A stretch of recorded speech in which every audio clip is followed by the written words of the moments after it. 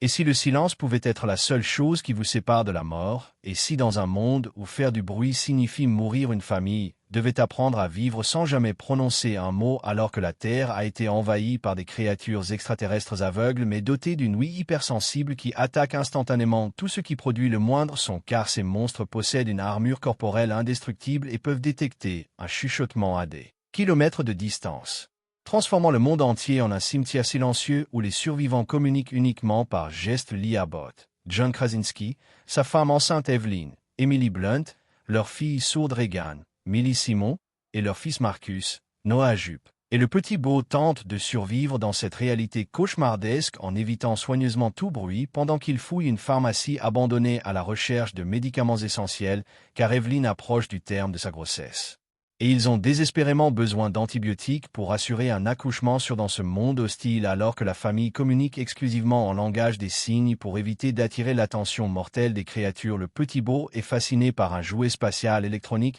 qui produit des sons, mais Lee comprend immédiatement le danger et confisque rapidement l'objet avant qu'il ne mette toute la famille en péril. Cependant, Regan, qui se sent coupable de ne pas pouvoir entendre les danger comme les autres, redonne secrètement le jouet à son petit frère avec les piles que leur père avait retirées, car elle veut le réconforter sans comprendre les conséquences tragiques de son geste. Alors que la famille traverse un pont sur le chemin du retour, Beau active innocemment le jouet spatial qui émet des bips sonores électroniques attirant instantanément une créature terrifiante qui surgit de nulle part et tue brutalement l'enfant sous les yeux horrifiés de Leaky. Arrive trop tard pour sauver son fils bien-aimé. Plus d'un an après cette tragédie qui a déchiré le cœur de la famille, Regan porte un fardeau de culpabilité écrasant en se blâmant pour la mort de son frère pendant qu'Evelyn entre dans les dernières semaines de sa grossesse dans des conditions d'hygiène et de sécurité précaires, car accoucher dans un monde où un cri de douleur peut attirer la mort représente un défi insurmontable, alors que Lee travaille désespérément à améliorer l'implant cochléaire de Regan en utilisant des amplificateurs miniatures récupérés dans l'espoir de restaurer une partie de son audition, mais ces tentatives se révèlent infructueuses car la technologie disponible n'est pas suffisamment avancée pour surmonter sa surdité congénitale, pendant que Lee emmène Marcus près d'une cascade bruyante pour lui apprendre à pêcher dans un environnement où le bruit constant de l'eau qui tombe masque leur voix et les protège temporairement des créatures prédatrices. Lee explique à son fils que les sons forts et constants peuvent les camoufler, mais Marcus révèle que Regan se blâme toujours pour la mort de Beau et a désespérément besoin d'entendre que son père l'aime encore malgré cette tragédie, pendant qu'Evelyn se retrouve seule à la maison quand ses contractions commencent brutalement et qu'elle marche vers le sous-sol équipé pour l'accouchement. Elle marche accidentellement sur un clou rouillé qui traverse sa chaussure et dans sa douleur laisse tomber un cadre photo en verre qui se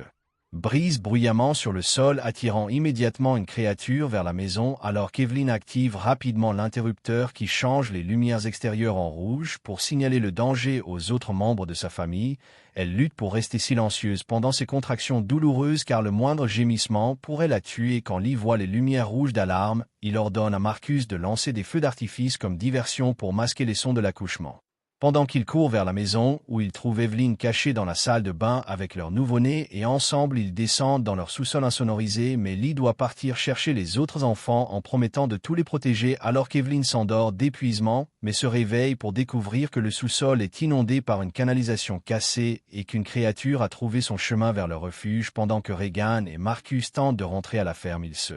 réfugient au sommet d'un silo à grains et allument un feu pour signaler leur position à leur père, mais manquent de combustible avant d'attirer son attention quand une trappe cède soudainement. Marcus tombe dans le silo rempli de maïs et le bruit de la chute attire la créature qui traquait Evelyn vers les enfants, car Regan saute après Marcus et s'enfonce dans le grain risquant de suffoquer, mais Marcus la sauve alors que l'implant cochléaire de Regan réagit mystérieusement à la proximité de la créature en émettant un son haute fréquence qui fait fuir le monstre, permettant aux enfants d'échapper du silo et de retrouver leur père, mais la créature revient et attaque Lee, le blessant gravement pendant que ses enfants se cachent dans un camion quand Marcus crie impulsivement en voyant son père blessé, attirant la créature vers le véhicule. Lee signe à Regan qu'il l'aime et l'a toujours aimé avant de crier volontairement pour attirer la créature loin de ses enfants, sacrifiant héroïquement sa vie pour les sauver, alors que Regan et Marcus font rouler le camion en bas de la colline pour s'échapper et retrouvent Evelyn et le bébé à la ferme, où ils se réfugient tous dans le sous-sol. Quand Regan réalise que le son de son implant perturbe les créatures, elle remet l'appareil en marche et le place près d'un microphone amplifiant le feedback. La créature désorientée et souffrante expose la chair vulnérable sous son armure, permettant à Evelyn de la tuer avec un